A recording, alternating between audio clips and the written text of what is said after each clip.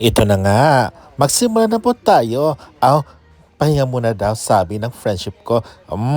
Alam niyo, kasi nagpunta ako dito kasi meron akong gagawin, di ba? Ang gagawin ko po ay itry ko ang facial construction project. Legal po ito. Wala pa tong halong bero. Wala pa tong halong, alam niyo na, yung take it, ganyan-ganyan. Ganito pala pag magpagawa ka ng construction, road construction or facial construction, lagyan daw muna ng simento. Ay, kakaiba palang simento nilagay ni my friend. Kulay yellow, parang margarine, na parang cheese, na parang ewan. Ganyan daw. O di ba pag may simento tayo sa mga construction, dapat masahin. O ganyan, masahin, para lang nag-drawing si my friend ko dyan. Nilagay sa mukha ko. Sabi ko, ano kaya to? Wala namang amoy. At saka parang tumigas din. Sabi ko, ganito pala ang simento. Dapat patigasin para perfect. At huwag kalimutan, pag magsimento tayo sa mga construction, dapat maglagay muna tayo ng pundasyon.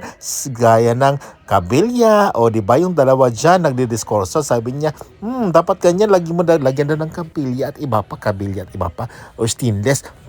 Sabi ng mga my friend ko, huwag kang mag-alala, nilagyan ko na yan. O, tingnan nyo, pinapakita pa yan yung braso niya kasi nga napapagod siya sa paglagay ng mga metal frame sa road construction or facial construction project. Legal po ito ha. Alam niyo po, ako na lang ata yung customer dyan kasi nga yung iba is nauwi na or parang pa-close na kasi ako yung talagang pang closing remarks, o di ba? Pag ganyan talaga yun, tapos i-sprayhan mo yung ano, di ba katulad ng magsiminto sa bahay, talagang lagi spray, ganyan. After ng spray, masahin nyo na, o di ba ganyan na pagmasa, dapat dahan-dahan, pati sa nose line, ingat sa nose line ko kasi nga naka-rhinoplasty yan, charang. O, di ba? Ganyan talaga pag masahin siya, masahiin, tapos ganyan, lagyan pa ng steam sa mukha ko. Naku po, my friend, nahirapan talaga akong huminga kasi nga yung may steam sa mukha ko, diretso sa mailong ko. Sabi ko, masisira kayo itong rhinoplasty coat sa pagpagawa ko dito sa road construction facial project. Diba? Diba? Ang galing talaga ng mga friendship ko dyan magmasahe.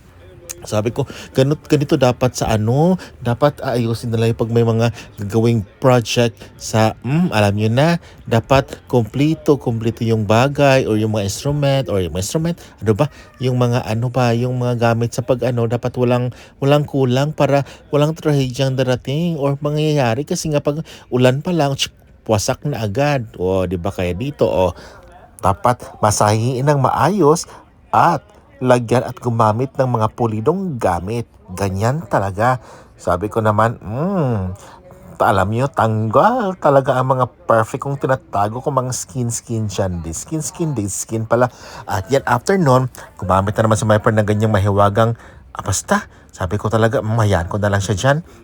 Muntik na nga ako makatulog dyan. Sabi ko, hindi ako matutulog. Dapat i-feel ko yung ginawa ni my friend. Kasi nga, video ko yan. Sabi ko, buti na lang na alam ko yung saan kong mag-post at saka magpindot at mag-stop dito sa camera ko. Kaya yun, perfect. Nakakuha ako ng ebidensya.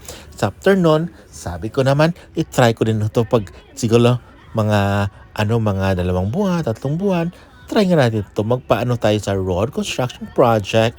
Facial construction pala. After nun, gumamit na tayo ng sponge. O, di ba? Para lang simento. Para lang matulog ng bahay, gumamit ng sponge, di ba? Pag ganyan talaga pag magsimento, gamit ng sponge para mapatag ba o ganyan para makita kung even or tama na ba yung ginagawa mong pagkukonstruct ng bahay. Bahay talaga, o di ba? In fairness, malinis yung sponge dyan ha. Wala pong amoy, ganyan, o di ba? Ang galing, tanggalan yung sponge, tanggalan yung unang coating, pinatanggal na, at saka gamit pa rin yung steam. Talagang walang katapang steam dyan. Hindi talaga ako makahinga ng maayos, pero Kerebels, akala ko tapos na, hindi pa pala. Naglagay na rin siya ng buhangin. Buhangin? Diba?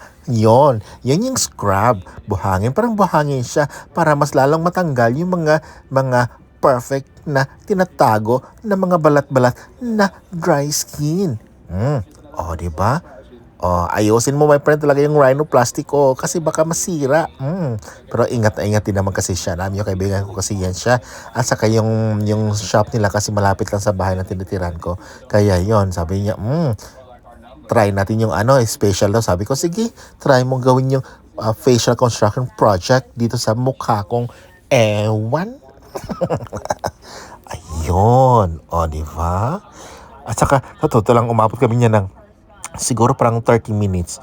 Pero hindi ko na na-record lahat kasi nga, hindi ko lang, feel ko lang. Basta yun, nakakuha ako ng ebidensya.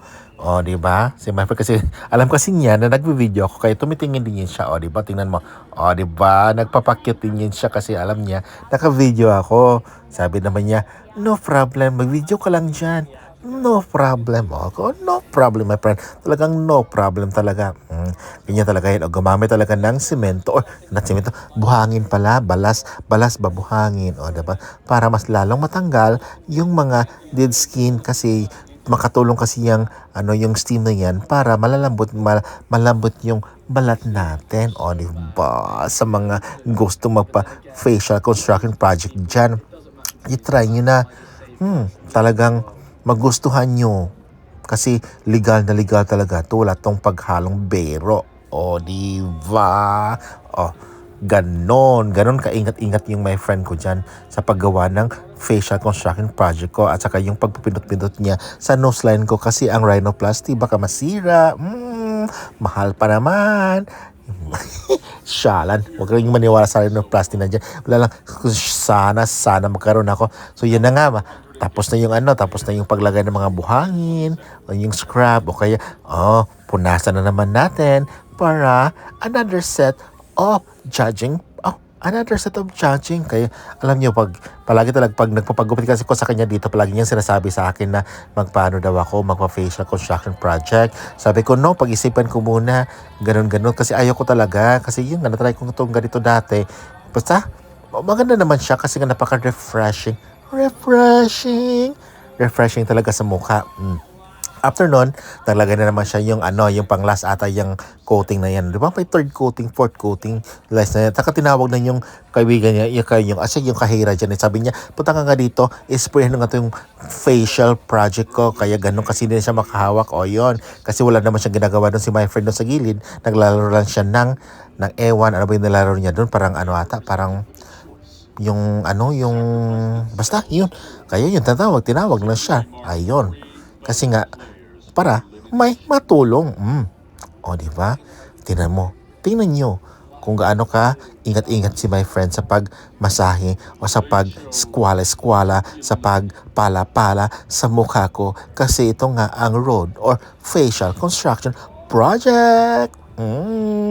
Sabi ko naman talaga, yun, yung binagbigyan niya, sabi niya, kasi napagupit, at sa totoo lang napagupit lang ako dito. After nun, ang pagpagupit ko, biglang naging ganyan. From gupit, ginawa pang masay-masay yung ulo ko yung kanina, nilagyan ng masay. Hanggang ganito na mga friendship. Salamat sa ganyan. Bye-bye. Ambot lang.